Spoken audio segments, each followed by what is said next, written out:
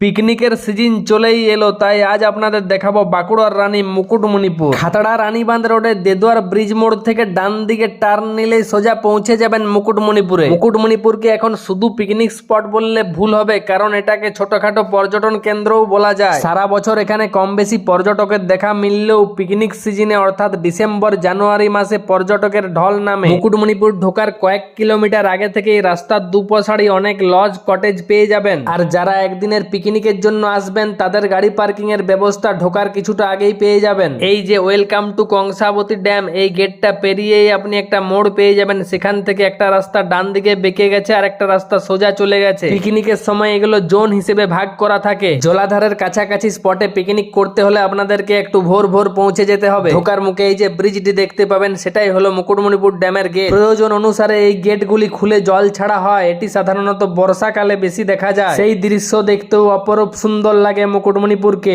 বিভিন্ন শাখা ক্যানেলের মাধ্যমে এই জল গিয়ে জলসেচের কাজে লাগে। এই গেটগুলি পেরিয়ে বাঁ দিকে পেয়ে যাবেন একটি চিলড্রেন্স পার্ক। বাচ্চাদের এই পার্কে অবশ্যই ভালো লাগবে। এখান থেকে কিছু ভিউ পয়েন্টও পেয়ে যাবেন। পার্কটা পেরিয়ে সামনে পেয়ে যাবেন ডান দিকে কংসাবতী ভবন। আরেকটা রাস্তা চলে গেছে জলাধারের কাছাকাছি। সেখানে গিয়ে আপনি পেয়ে যাবেন ফেরিঘাট। মুকুটমণিপুর পৌঁছে কোনো একটা নির্দিষ্ট জোনে আপনাদেরকে আগে পিকনিক স্পটটা ঠিক করে নিতে হবে, তারপরে এই সমস্ত জায়গা ঘোরাঘুরি করতে হবে।